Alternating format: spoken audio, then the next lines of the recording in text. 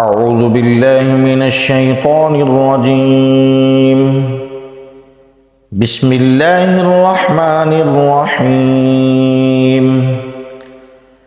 وإذ استسقى موسى لقومه فقل اضرب بعصاك الحجر فانفجرت منه 12 عينا قد علم كل أناس مشربهم كلوا واشربوا من رزق الله ولا تعثوا في الأرض مفسدين. وإذ قلتم يا موسى لن نصبر على طعام واحد فادع لنا ربك يخرج لنا مما تنبت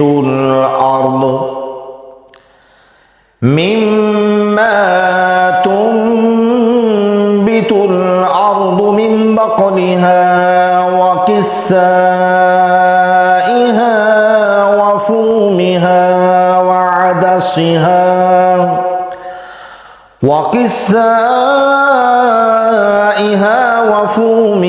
وعدسها وبصلها قال أتستبدلون الذي هو أدنى بالذي هو خير اهبطوا مصرا فإن لكم ما سألتم وضربت عليهم الذلة والمسكنة وباءوا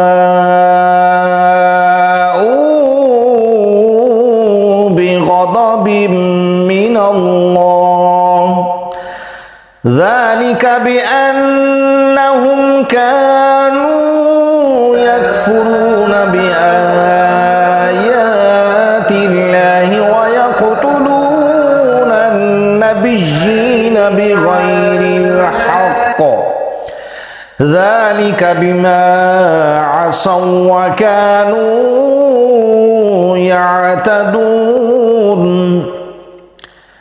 إن الذين آمنوا والذين هادوا والنصارى والصابئين من آمن بالله واليوم الآخر وعمل صالحا فلهم أجرهم عند ربهم ولا خوف عليهم ولا هم يحزنون. وإذ أخذنا ميثاقكم ورفعنا فوقكم الطور خذوا ما آتيناكم بقوة واذكروا ما فيه لعلكم تتقون. ثم توليتم من بعد ذلك فلولا فضل الله عليكم ورحمته لكنتم من الخاسرين. ولقد علمتم الذين اعتدوا منكم في السبت فقلنا لهم كونوا قردة خاسئين فجعلناها نكالا لما بين يديها وما خلفها وموعظة للمتقين.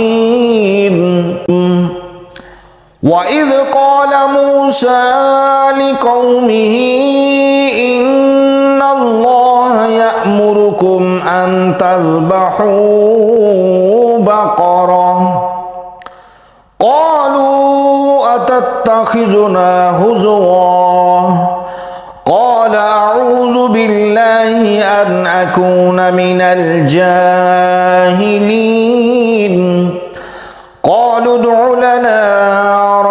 ربك يبين لنا ما هي قال إنه يقول إنها بقرة لا فارض ولا بكر عوان بين ذلك فافعلوا ما تؤمرون قالوا ادع لنا ربك يبين لنا ما لونها قال إنه يقول إنها بقرة صفراء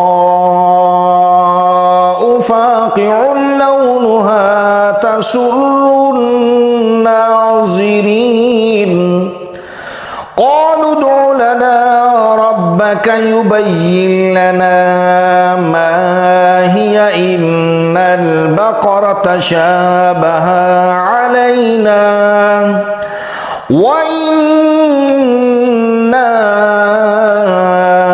إن شاء الله لمهتدون قال إنه يقول إنها بقرة لا ذلول تثير الأرض ولا تسقي الحرث مسلمة لا شية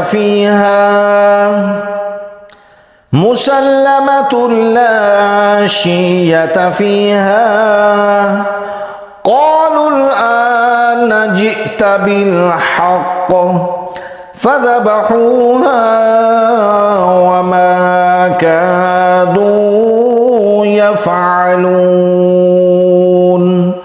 صدق الله العظيم.